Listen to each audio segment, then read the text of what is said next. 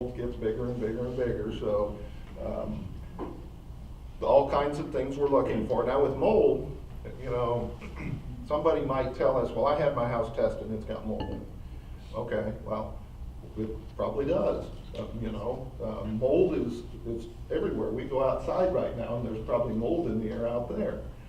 The problem with testing for mold is there's really no federal or state safe number for what level you have. Generally, our inspectors are going to look for two things. If they can see it or they can smell it, then they'll likely need to take some action to get rid of it. But if they can't see it or smell it, it's going to be hard for us to deal with that. Structural members, yeah. How are they going to deal with it if there's no city, state, or federal regulations about mold? There's not a safe number.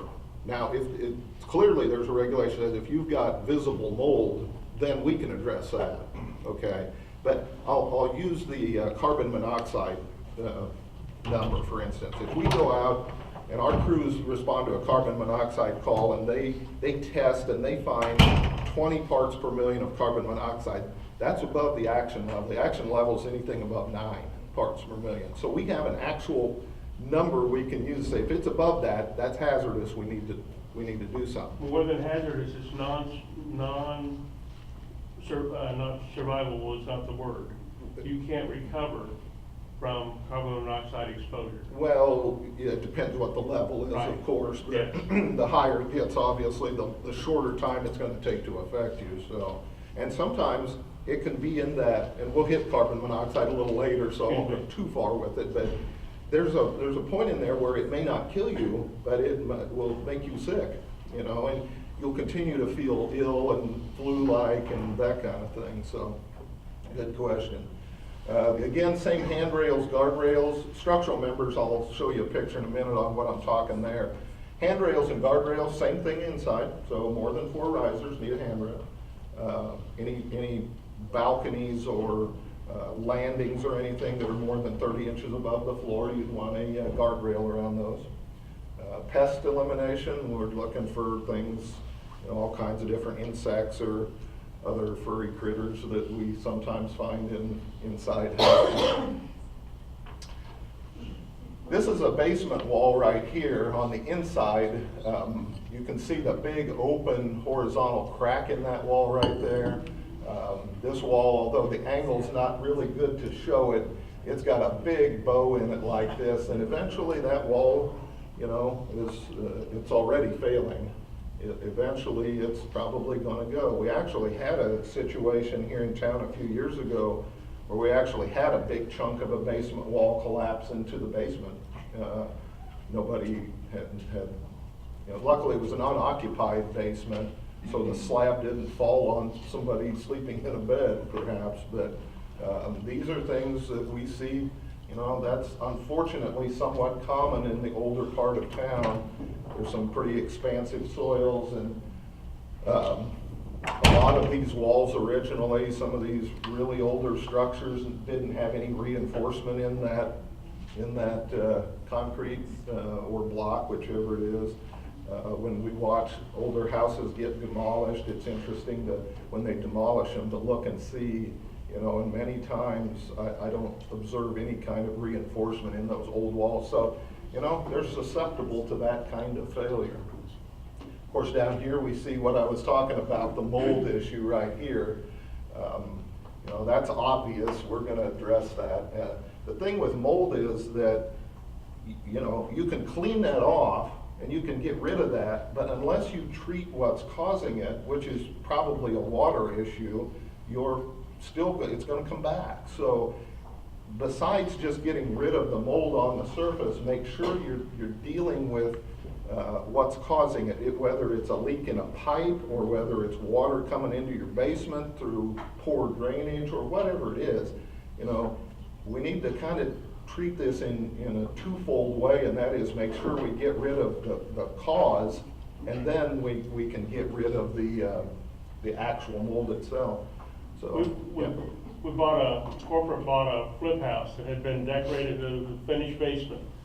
Rented it to 3 girls from Georgia. Daddy was a plumber. He came and popped a hole with a hammer and dropped his camera down in there. Unbeknownst to us, the kids that had lived in that house before had taken black spray paint. Well, he started screaming mold. Corporate said, fine, go somewhere else. They called in mold reparation or whatever they call it. Had the college kids come and rip. They didn't just take one piece of drywall off. They took all, the kids didn't know what they did, took all the drywall off in the entire basement, took fine black spray paint. I mean, it's thousands of dollars. Sure. And of course, the girls went out to Greenway and we're gonna rent the downstairs apartments. When Daddy found out there was water. Yeah, you know, again, usually with mold, we're gonna be able to observe what's causing it, whether that's a leak somewhere. I mean, it'll be visibly wet usually, or damp, or really humid. You know, you can, there's some things you can use to determine what's going on with that. But you had a good point there with taking sheetrock off, because we've been in houses, especially ones that have had maybe some flood water in them, you know, and if you clean all that sheetrock off on the outside, that's not good enough, because if you cut that sheetrock out, look at the inside in that nice humid dark wall cavity, and it's full of mold on the inside. So normally, if we have a big enough water problem, what we'll probably usually tell people is if you've got anything porous, so if it's sheetrock, carpet, ceiling tiles, anything that can absorb water, you probably want to get rid of it and start over. Otherwise, you're just going to have the same thing keep coming back. So, okay. There's one of the when I said we look at structural elements, okay? So somebody here has obviously at some point decided they wanted to put a bathroom up above this and just chop the entire floor joist out to get the drain bit in there, okay? I mean, that happens, and usually it's not quite this bad. Usually you might just see a notch out of that, but even then, that's not a good thing to go cutting into structural elements in houses like that. What do you see on that one? No handrail, and it's related to that.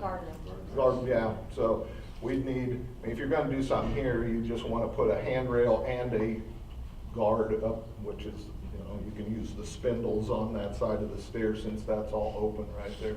But, you know, let's look at this picture, because what do you see down here? Kids' toys. What's going to happen when that kid gets about right there and nobody's paying attention to them? They're going to take a nosedive. Is there a minimum width on stairs? You know, in an existing building in the code, there really isn't necessarily, but it does say that it has to provide safe egress. In a new house, we'd want generally a 36-inch width minimum on a residential. You get into commercial, and they can actually be wider than that. If you've got some high-density commercial buildings, they can be as wide as 42 or 48 or even more in width, depending the number of people they're serving. Pests on the inside, you know, these are the kind of things that we get called about and we see fairly commonly. Of course, there's everybody's friends, the little cockroaches up here. That's pretty common. That may be one of the most common things we wind up coming in and, you know, when people are complaining. Anybody know what those are? Bed bugs. You do know what those are. Those are a problem, boy. Once you have those are hard to get rid of, boy. I mean, you know, you can call professional help and exterminating companies will help you with that. But I know in some cases it's just more worthwhile to get rid of the mattresses or whatever they're infesting and start over again.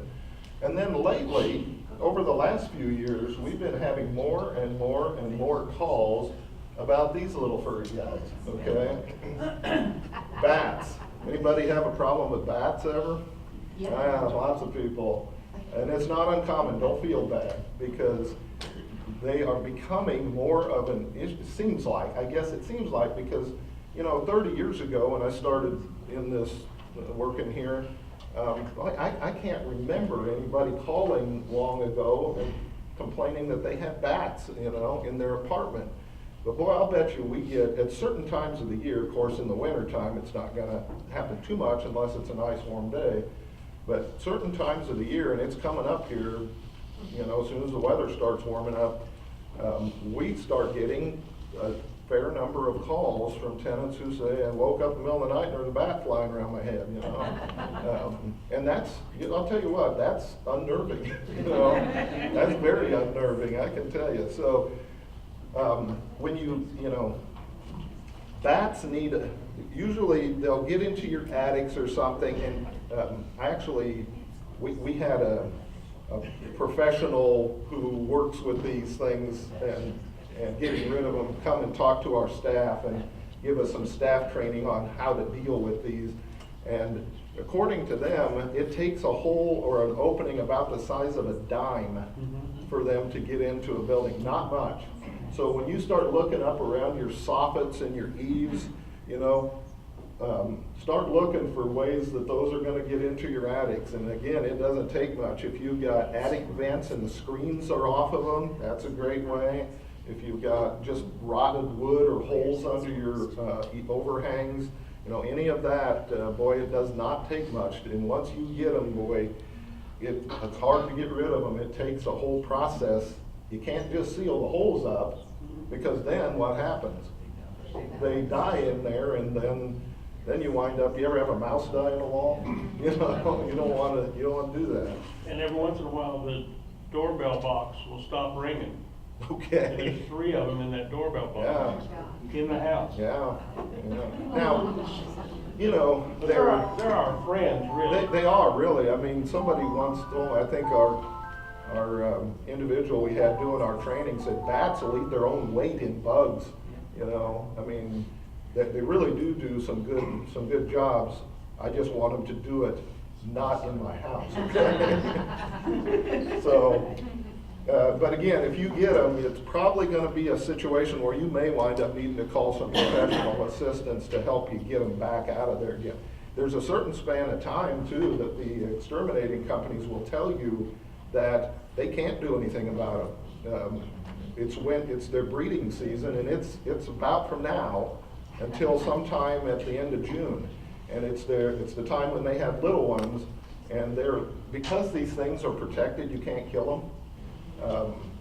You know, there is a span of time where they simply, because when they have little ones, they will come back in July or August and help you out, but you're just gonna have to live with it in the meantime. Frank, what on bats, the other thing to be concerned about is the bat mites. Maybe the bats gone. That's bat mites, and then of course their droppings too. I mean, Yes. part of the big cleanup of these, you get rid of them. If they've been in there for a while, boy, you can wind up with thousands of dollars worth of cleanup. I mean, they're guano, they call it, the droppings. You can get up in attics, and I mean, it can be deep.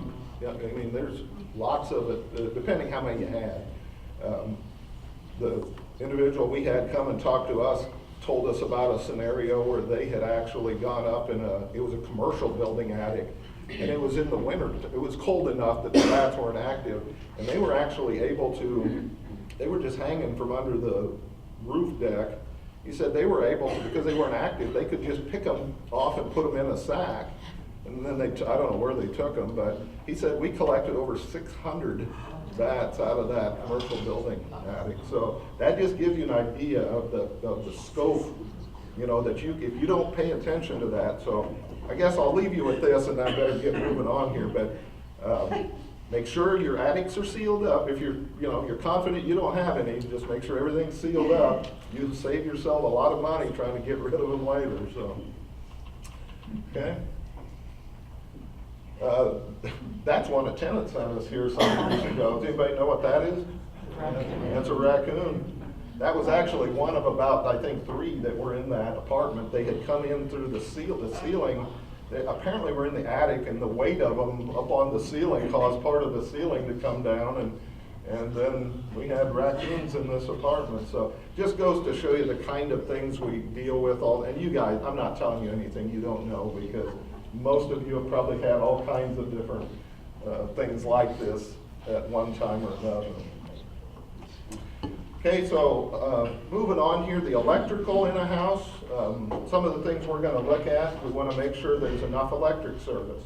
You know, back when, 80, 90, 100 years ago, when some of these houses were built, if they were built as a single family dwelling, let's say, they might have only had a 60 amp, 50 amp service, whatever it was, because, back then there really wasn't that much that was electrically powered. But if you think about now, all the electrical things that people have, 60 amps is the bare minimum. I mean, and that, even then, that's not sometimes enough to cause people to not start tripping breakers because they're overloading the system. If you start looking at, if you have an electric range, you have a furnace that's got an electric blower on it, if you've got an air conditioner, that's another, a clothes dryer.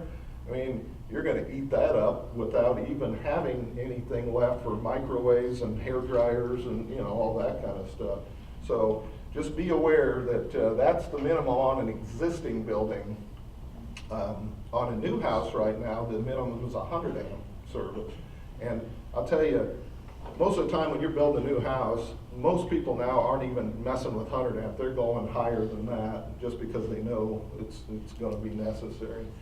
At least 2 outlets per habitable space, so we'll just want to make sure those are, it's called separate and remote, so you don't want 2 outlets this far apart on one wall. The point there is that we don't start stringing extension cords across the room back and forth because we don't have an outlet over there.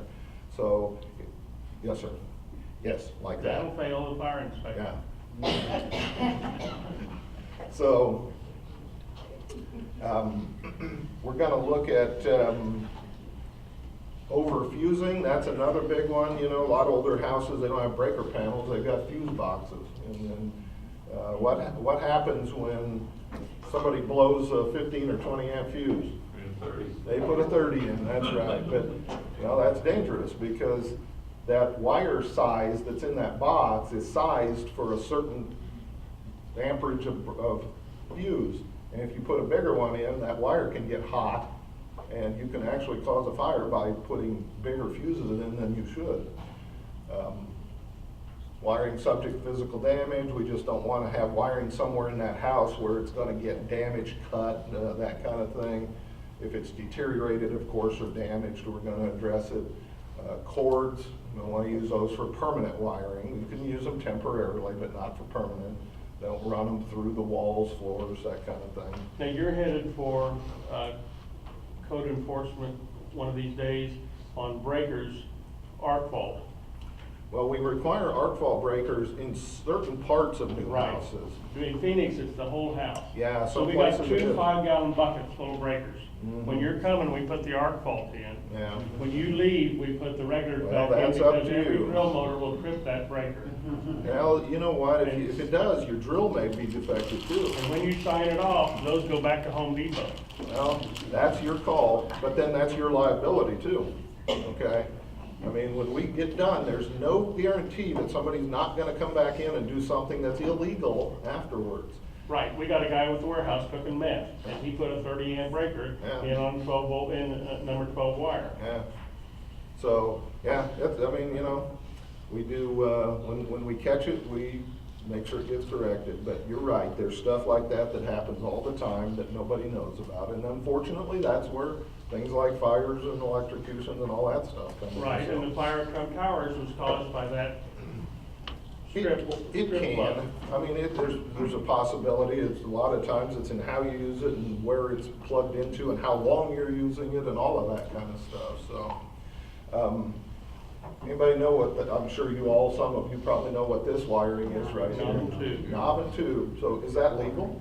It's safer. Safer. Yes. Yeah. Absolutely, it's legal. I actually, this will get gigged once in a while on some private home inspections. If you're doing a real estate inspection, I had a realtor call me here about 2 weeks ago and said the inspector wrote up, it had knob and tube wiring in it, had to come out. And they said, is that accurate? I said, not as far as we're concerned. It's not illegal. And as long as it's in good condition and it's not cracked, broken up, or damaged somehow, There's nothing at all wrong. That's, if you have a house that was built before about the early 50s probably, and earlier, it's probably got, unless it's been rewired, it's probably got knob and tube wiring in it, and there's nothing at all wrong with that. In fact, the electrical code that we use now actually still allows extensions of existing knob and tube with new knob and tube. I haven't seen anybody do it. I'm not sure why you do it, but, because it's pretty labor intensive. Is that a cutoff? Right here? Yeah. That's just, this has been abandoned actually Oh. right here, but, example being, you know, the condition of that But if you wire. find that cutoff, It depends if it's been, I mean, if the whole system's cut off and no, abandoned. but I mean, if that's energized. Oh, yeah, if that's energized, that would be a problem right Yes. there, absolutely. Mhm. There's what I was talking about with the overfusing. So fuses generally are color coded. So when I start seeing green fuses in there, those are 30 amps, and a 30 amp fuse has to have a minimum of a number 10 size wire. And it's not likely, 10's pretty big, that's pretty big wiring. Probably not likely there's number 10 wiring all throughout that panel. So it's that evidence to us usually that somebody has started blowing fuses and they're just screwing it, especially when we see the whole panel full of them, you know, so something to watch for on that. And with some of those, if they're blowing 15, 20 amp fuses, you know, unfortunately, it may be time to upgrade the system, you know, because you probably, it's being overtaxed, and there's not much way around that except to upgrade that system. Plumbing, there's not a whole lot here. There's what's required in a dwelling unit: kitchen sink, toilet, lavatory, which would be your bathroom sink, hot and cold running water in the lavatory and the sink. So not really too much. There's a tub and a shower tub or a shower required also, which I didn't put on there, did I? I missed that, sorry. But it is, you gotta have a tub or shower. Some of the plumbing system things we're gonna look for, the obvious things are leaking. You know, you open a cabinet up and somebody's got a trash can underneath the drain because it continues to leak water. You know, those type of things. Blockages, you know, we get calls on sewer backups all the time. And, you know, so those need to be taken care of. Some other things we're gonna look for: S-traps. Everybody know what an S-trap is? If not, I'll show you a picture of one here in a minute. Piping support. So, you know, somebody put in their own plumbing in the basement and they ran, you know, the pipe along the basement ceiling, and so there's a support here, and 20 feet over there's another support, and you got a big arch swale in that pipe. That pipe's not gonna drain right. So we're gonna look for that. Dissimilar piping materials, okay? Here's dissimilar piping materials right here. That's not in and of itself a bad thing. If you've got PVC and the black ABS pipe, they're two different kinds of plastic. And the glue that works for one does not necessarily work with the other one. They're not compatible. There's one type of glue that I'm aware of that actually works with both, and only one. And it's actually, it's got a color to it that is green, actually, but that's the only one I'm aware of that you can actually join ABS and PVC plastic with. Otherwise, one of these is not gonna adhere to the other one, and you're gonna have a leak there. So, something to watch for. This is an S-trap up here. That's what I was talking about with some of the illegal traps and plumbing fittings we see. What can happen is this: if you have a high water flow through this sink, if you get enough velocity going, and especially if you have just a little bit of some, you know, hair or something right over this right here, it can actually siphon the water back out of that trap, and you wind up with sewer gas in the house. The fix to this is not hard either. If you get rid of this piece, just throw it away, and you swing this over and you put about a 4-inch horizontal piece in between there, and then run this up a little ways and put what's called an auto vent on there, you're good to go. Okay, so it's not a hard fix to take care of that. It's not like you need to totally replumb the house, but. And that's some of the things that hopefully, you know, when we're out doing inspections, if you have questions of our inspectors and say, well, I got written up for this, how can I fix that, you know, let us know, ask us those questions. We'll try to help you out with those type of things when we can, so. The mechanical HVAC system, of course, we're gonna look for the heating facilities. In the winter, we get calls about, you know, don't have enough heat in the house. Well, the minimum, it's gotta be capable of 65 degrees, and that, keep in mind, that's the permanent heating, not a whole bunch of space heaters plugged in all over the house, okay? You can't use the cooking appliance, the kitchen stove, to provide your required heat with. I'm not gonna go down this whole thing. I put this up there, and I know this is pretty busy, just because I wanted to show you, this is the actual checklist our inspectors use when they inspect a gas furnace or a gas water heater installation. This is actually on the back table up there, so if you're interested and you wanna go look at your own, pick up the checklist handout that's on our table in the back. But we're gonna look at all kinds of things like clearances, combustion air, venting for these things to make sure we don't have a carbon monoxide or a fire hazard. There's the vents, water heaters. The couple of things with water heaters is that they're vented appropriately so they don't produce carbon monoxide, and that they have a safety. The T&P is the temperature and pressure relief valve that's on a water heater. I'll show you a picture of that too in a minute and explain that a little more. Combustion air. Again, if you want to go over any of this stuff and you have questions on it, pick up the checklist I've got in the back. I'd be glad to spend some time and go over it with you if you're really interested in some of this gets a little technical. So here's something that we probably write up, okay? Anybody see what's wrong with that? It's going downhill. It's going downhill, that's absolutely right. So vent pipes are required to have some upward slope on them. They don't vent right otherwise, okay? This one's going up and then it's going back downhill to where it gets over here to the chimney. So that's a problem. That may wind up producing carbon monoxide to be spilled out of that draft hood right there. And unsupported. And unsupported. There's a draft hood that's been knocked off of the water heater. You know, we're gonna get likely some carbon monoxide spillage out here around that draft hood right there. So again, may not be a huge amount, but it for sure could be enough to make you sick. And so we don't, you know, that's something we just don't want. Here's the temperature and pressure relief valve on top of the book. If this one's on top, they can also be in the side. If they're in the side, they need to be within the top 6 inches of the tank, because that's usually where that they need to sense the temperature and pressure at. But I'm sure if you've all looked at a water heater, you've seen this little valve that's on the top or on the side maybe. One of the big things we continually run into is this little drain pipe that comes off of that valve cannot be undersized. It's got to be the same size as that opening in the valve right there. If it's not, what happens if that tank, say that burner sticks on and that tank heats up to the point where it's ready to blow up? This valve is supposed to sense that and release the pressure in there. So if that valve opens up and it's now trying to force all that pressure through a little, what happens when you continually get smaller on a garden hose? The pressure gets higher, right? It gets higher and higher and higher. And so it may wind up not being able to relieve the pressure soon enough, and it's potential that that water heater tank could explode. There's what happens when a water heater explodes.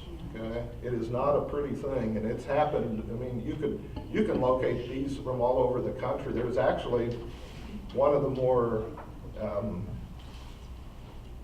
don't know the word I want to use, but one of the ones that always sticks in my mind is what happened in an elementary school in Oklahoma back in the 1980s. They had a water heater explode that was in the kitchen of the elementary school, and it wound up killing several kids at that school. And it was traced back and determined to be caused by a faulty installation of their temperature and pressure relief valve. So it can happen. Don't think it can't. Fire safety, just a few things with that. Means of egress, you've all heard us talk if you've ever been on an inspection about egress windows, right? So if you've got a basement bedroom, you want to make sure you have a suitably sized egress window. There's the size on an existing house. Okay, if you're building a brand new house, that size is considerably bigger. But this is for an existing structure. It's 4 square feet. That word's pretty important right there, openable, okay?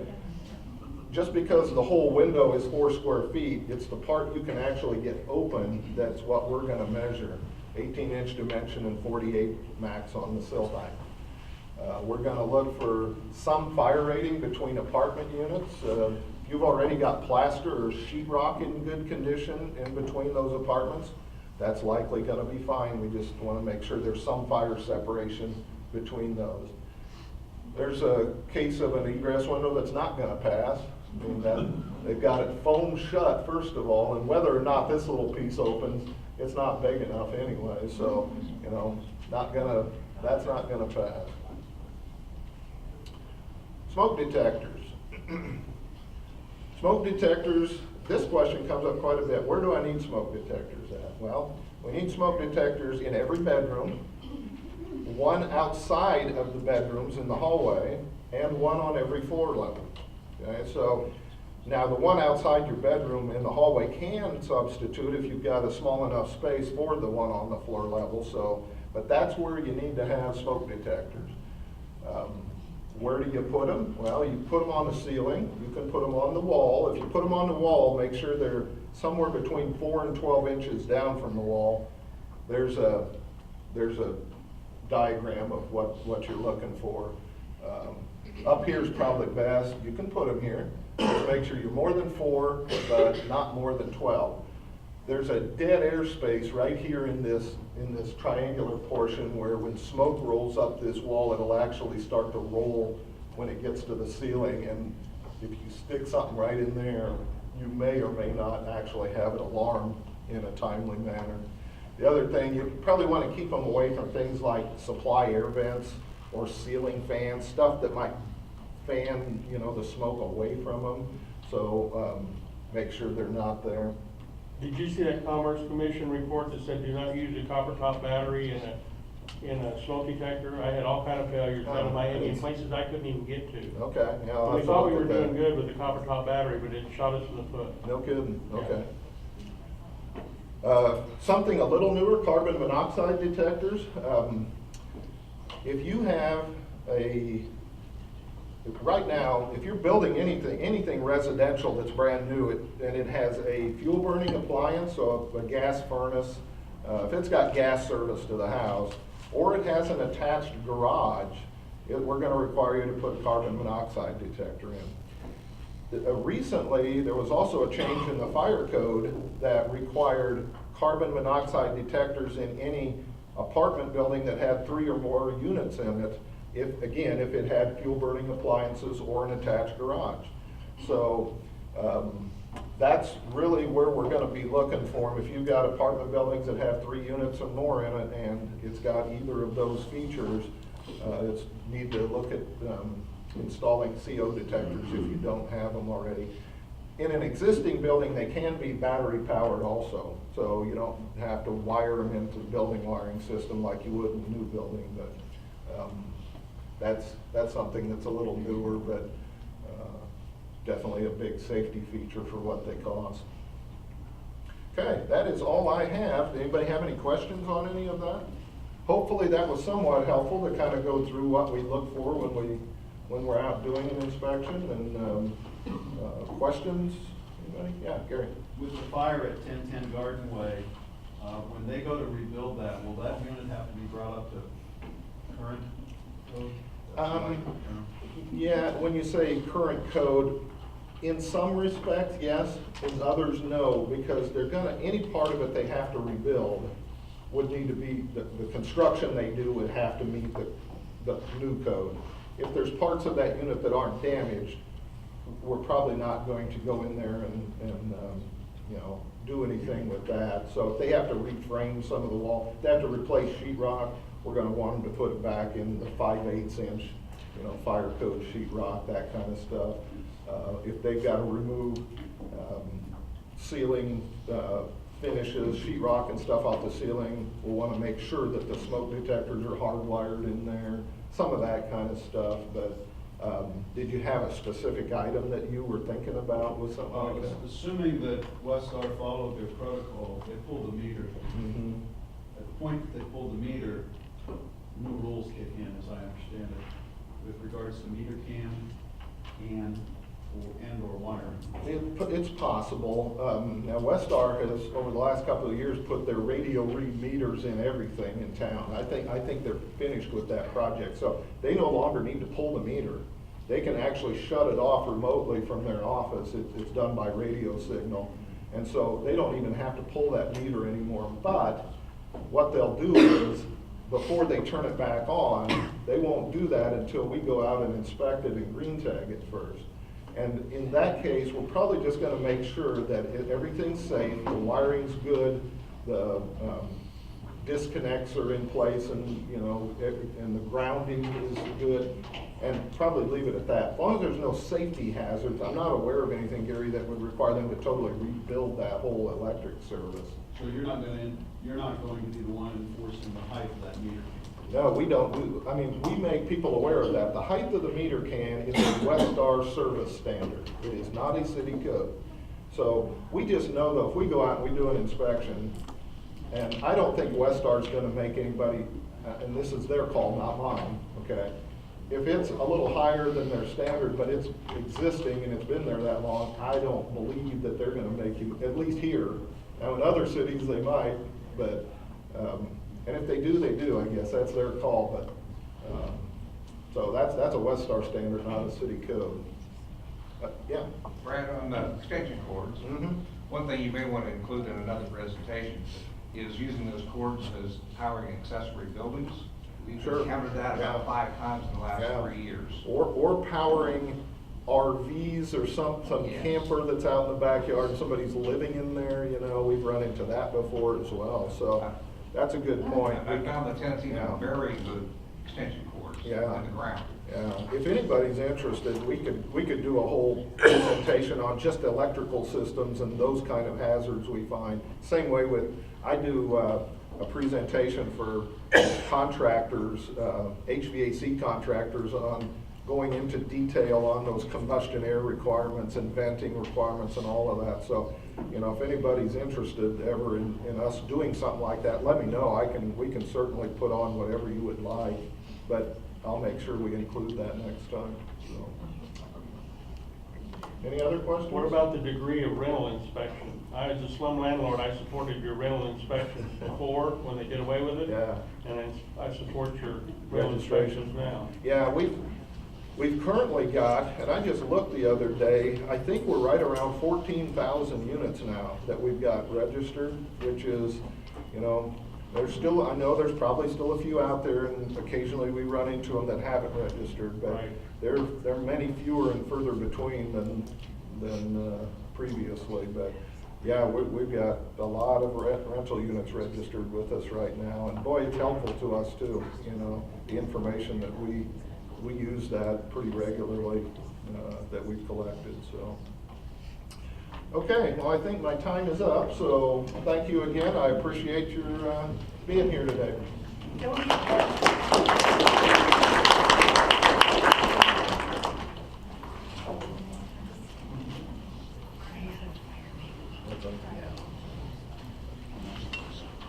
Okay, so if you'll give us just a moment, we'll load up the next presentation. Just a reminder, restrooms are down here in the corner. Please fill out an evaluation form. And